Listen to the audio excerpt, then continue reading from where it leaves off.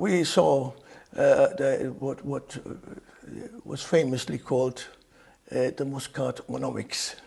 The Muscat-onomics was based on expanding the number of people employed so that you will have a bigger economy contributing much more towards the government revenues, which also enabled the government to spend more money on various areas like social security, pensions, etc. But we went overboard.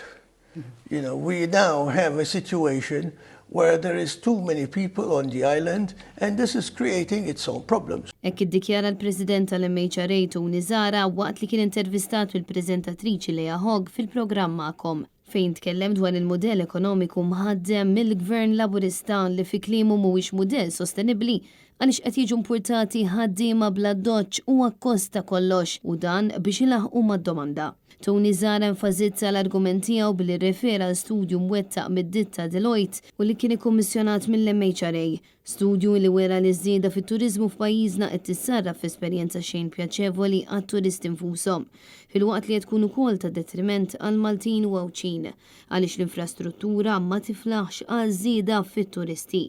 Bżara jinsisti li jeħtieġ pjanar serju. L-istudju ta' Deloitte wera li biex l-ammont totali ta' sodot fil-lukandi eżistenti u anke dawk li għadhom qed jinbnew jimtelab tal-anqas 80% matul is-sena hemm bżonn 4.7 miljun turist għal btala medja ta' ftit anqas minn 7 ijiem. Tony Zara sostna li l-istudju wera biċ-ċar li dan is-settur għandu bżonn viżjoni fit-tul u żvilupp sostenibbli, mhux wieħed li jissarraf f'detriment ambjentali bil-konsegwenza li jaffettwa b'mod negattiv l-esperjenza tat-turisti u l-kwalità tal-ħajja tar-residenti Maltin u Għawċin. Għaldaqstant is-settur turistiku m'għandux jiddependi fuq il-kwantità imma fuq il-kwalità. Sentiment li jaqsmu wkoll bosta assoċjazzjonijiet oħra. Better not bigger because our size is not going to get bigger. We're 330 square kilometers, tiny. And there's no way that we are going to expand the island to be 3 or 4 times the size. And we're already seeing tremendous pressure on the infrastructure. Therefore, we can't afford to grow bigger, but we can do it better.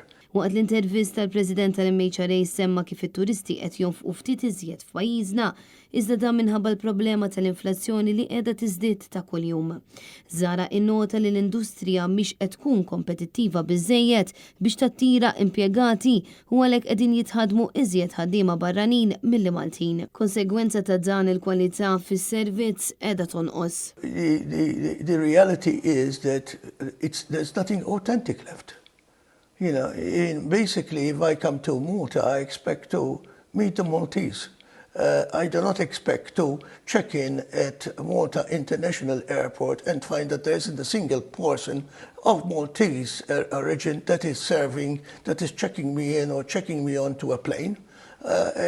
Sorry, that is not an authentic service. I don't expect to see 100% Maltese, but at least I would expect to see some of these people that are from Malta, and same with all the other hospitalities. We are losing our authenticity by having so many non-Maltese in services, and I think that will come to haunt us in the future. Tony Zara insista li pajjiżna għaddej minn kriżi serja u jekk jibqa' sejjer f'din id-direzzjoni ser jaffaċċja problemi serji kemm fl-infrastruttura u anke f'dak li għandu x'jaqsam mal-kwalità tas-settur turistiku. Għaldaqstant huwa appella lill-Gvern sabiex jieħu azzjoni immedjata. It's very easy to say that the economic model might not be right at the moment, but how easy is it to reverse that? It's going to be very difficult and very painful. Mm-hmm. Very difficult and very painful. What would your recommendations be? I wouldn't like to start giving recommendations off the cuff because that's not something that I'm comfortable in doing. We have to look at how best to do this, how to achieve this, and how to achieve this in the least, with the least possible pain. But pain there will be, for sure. Desiree Grek, Net News.